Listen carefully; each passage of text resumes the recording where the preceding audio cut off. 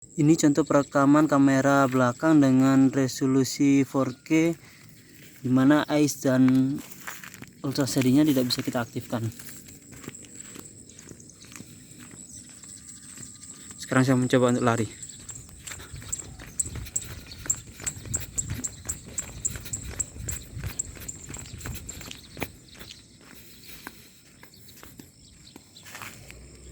Ini contoh perekaman video kamera belakang dengan resolusi Full HD, dimana ISO dan ultra steady saya aktifkan. Ini saya sambil lari. Saya jalan lagi.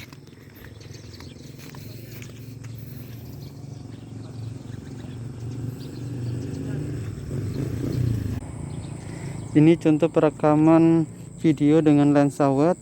Sayangnya untuk lensa wide resolusinya mentok di Full HD dengan posisi ultra steady on. Kita coba jalan.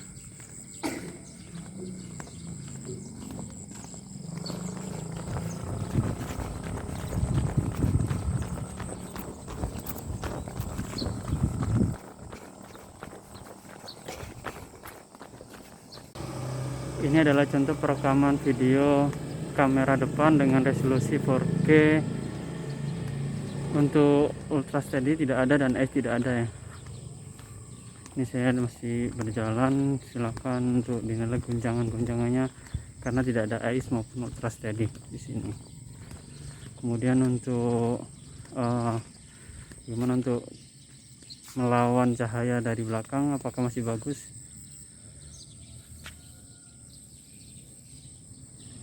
Di sini terlihat untuk bagian wajah terlihat bagus, tapi untuk bagian belakang tidak terlihat apa-apa ya.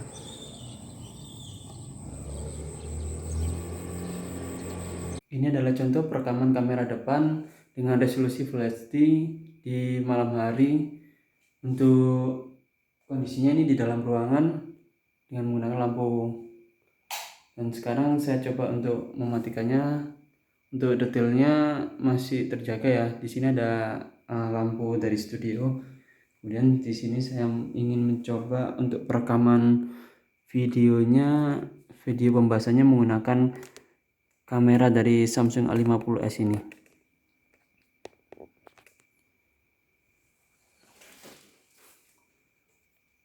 Oke, sekarang udah saya setting. Oke, mari kita mulai saja pembahasannya. Assalamualaikum YouTube, kembali lagi channel kami. Kali ini kami akan membahas tentang Samsung A50s di tahun 2021 atau untuk 2021, dimana handphone ini rilis di tahun 2019 September. Kita mulai saja pembahasannya, yaitu pembahasan kenapa saya masih merekomendasikan handphone ini untuk di tahun 2021 hingga di tahun 2022.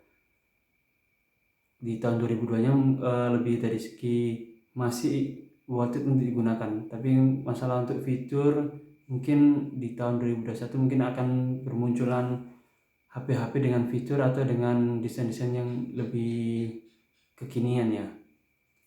Kita coba pembahasan dari pertama, yaitu kayak saya merekomendasikannya karena sekarang handphone Samsung A50s ini di e-commerce kita bisa temui di harga 3.150-an, 3 juta kecil. Dan untuk informasi, saya mendapatkan handphone ini di harga 3.170. Seingat saya di harga 3.150 ya.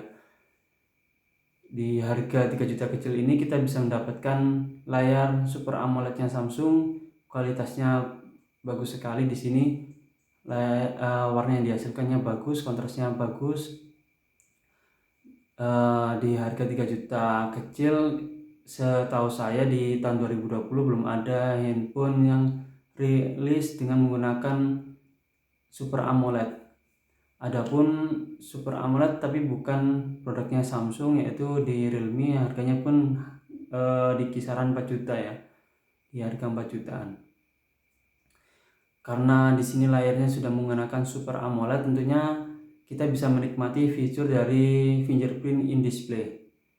Ini susah sekali kita dapatkan di harga 3 juta tentunya. Kembali lagi ke faktor tadi di layarnya, karena di layarnya sudah Super AMOLED. Dengan fingerprint in display itu sesuatu yang menurut saya masih feature banget ya, karena kebanyakan HP-HP di harga 3 juta itu spek dari fingerprintnya masih konvensional, kalau tidak di backdoor atau di set HP-nya di samping HP.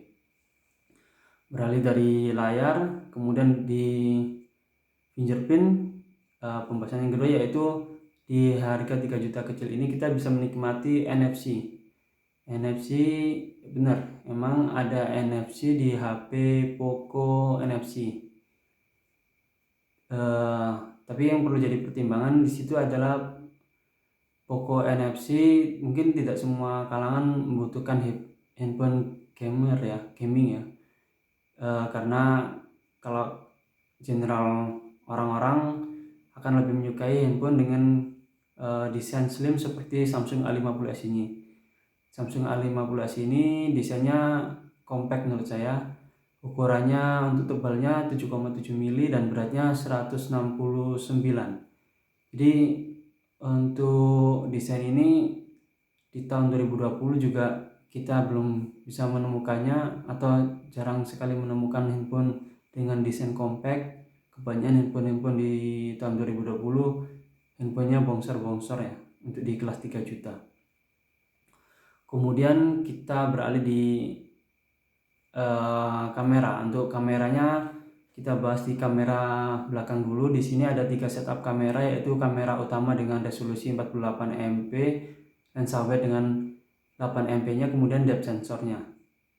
Di kamera utamanya mampu merekam di kualitas 4K, tapi sayangnya di kualitas 4K bisa kita lihat di video yang di awal tadi, untuk AIS maupun Ultra Steady-nya tidak aktif, tapi di Full HD-nya, di kamera utama di Full HD-nya AIS maupun Ultra Steady-nya aktif.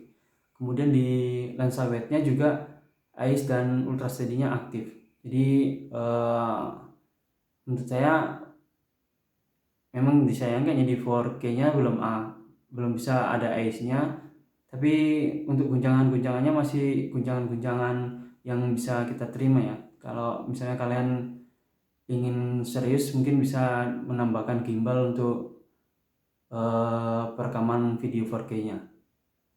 Tapi menurut saya di resolusi Full HD itu sudah sangat cukup untuk melakukan perekaman video atau mau menghasilkan video-video yang bisa di-upload untuk di YouTube maupun di sosial media yang lainnya.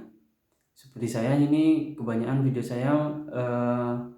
saya upload di resolusi Full HD. Jadi nanti yang video yang di awal-awal tadi bakal ke downscale ke Full HD. Sekarang kita beralih ke kamera depannya. Kamera depannya memang tidak ada AIS maupun Ultra Steady juga ya. Tapi di sini kamera depannya mampu merekam hingga resolusinya di 4K. Jadi depan belakang mampu merekam di resolusi 4K. Dan bagusnya lagi di sini untuk resolusi dari kameranya sendiri ini 32 megapiksel ya. Jadi kalau saya lihat pasar di harga 3 juta ini, dan dirilisnya di tahun 2020 juga, di tahun 2000 sebelumnya juga 2019 kayaknya susah juga mendapatkan kamera depan dengan resolusi kamera sebesar ini ya. Kamera dengan resolusi 32 megapiksel. Kita bisa lihat untuk detail dari kamera depannya ini, detail-detail dari muka saya masih terlihat ya. Mungkin dari skin tone-nya, ini skin tone-nya bagus. Untuk skin tone-nya tidak pucat maupun tidak oversaturated di sini. Oke, kita beralih ke ya, untuk di kamera itu aja sih menurut saya. Kemudian kita bisa, Bang, tapi kalau itu kan spek-spek yang mungkin tidak ada di handphone lainnya, tapi kan handphone ini takutnya kita makainya sampai di tahun 2021. Bahkan kita nggak mau juga beli sekarang tapi cuma kepake di 1 tahun aja, ya minimal 2 tahun lah. Kalau kita lihat speknya 464 dan kemudian masih bisa di-expand menggunakan micro SD 464 masih cukup menurut saya. Kemudian di prosesornya menggunakan Exynos 9611. Di sini kalau kita lihat skor Antutunya di kisaran 150 ribuan. Ini skor Antutu yang menurut saya handphone mid banget ya, handphone menengah. Tapi nggak ada salahnya juga karena kita kalau mau ngelihat handphone Samsung yang rilis di tahun 2020, banyak handphone Samsung yang masih rilis menggunakan prosesor ini, prosesor 9611. Bahkan harganya masih lebih mahal daripada Samsung A50s ini, harganya di kisaran 4 jutaan. Jadi nggak perlu takut untuk prosesor ini ya. Dan untuk ini update software, kebanyakan dari handphone Samsung memberikan jaminan update software hingga 3 tahun. Jadi jangan takut untuk menggunakan handphone Samsung A50s ini yang rilis di tahun 2019 September ya. Kalau kita hitung dari 19, 3 tahunnya berarti kita dapat 2020, 2021, kemudian 2022. Jadi masih feature proof untuk update softwarenya. Dan untuk di tahun 2020 akhir ini, di mana video ini rilis, Samsung A50s ini sudah mendapatkan update ke Android 10 ya. Jadi dan security patch-nya juga dapat update terus. Terakhir di November kalau nggak salah ini dapat update hingga November. Dan untuk pengalaman bermainnya, saya coba di PUBG Mobile. Di sini PUBG Mobile emang dapat kualitas smooth ekstrim, tapi sayangnya di smooth ekstrimnya tidak bisa kita save ya, tidak bisa kita mainkan karena langsung turun ke smooth ultra sendiri dengan ada warning di situ. Untuk smooth ekstrimnya tidak dapat dimainkan karena berpotensi suhu dari handphone ini sangat tinggi dan adanya frame drop. Dan kemudian saya coba main di smooth ultra, yang saya rasakan sendiri adanya memang ada, walaupun sudah turun di smooth ultra tapi masih ada ya, walaupun sudah turun di smooth ultra tapi masih ada frame drop. Tapi frame dropnya nggak parah banget ya, ini mungkin hanya beberapa kali frame drop, tidak terlalu signifikan, masih enak untuk dimainkan. Tapi buat kalian yang competitive player, mungkin saran saya turunkan lagi, jangan di smooth ultra ya, untuk mendapatkan ayam tentunya. Oke, itu pembahasan dari saya. Mungkin yang bisa saya highlight dari video ini, pembahasan ini ada poin-poin handphone Samsung A50s ini yang tidak bisa kita dapatkan di handphone lain, yaitu pertama Super AMOLED, kemudian NFC, kemudian kamera dengan resolusi tinggi dan mampu merekam di video 4K depan maupun belakang. Oh ya, untuk informasi buat kalian yang skip video ini direkam menggunakan Samsung A50s dengan kamera depan dengan resolusi Full HD ya. Jadi perekamannya seperti ini. Dan yang terakhir yaitu desainnya yang compact. Jadi untuk kalau kita yang suka handphone compact, Samsung A50s ini akan menjadi alternatif atau akan jadi pilihan utama buat kalian yang mencari handphone dengan body yang compact atau yang slim ini. Sekian video dari saya. Assalamualaikum warahmatullahi wabarakatuh.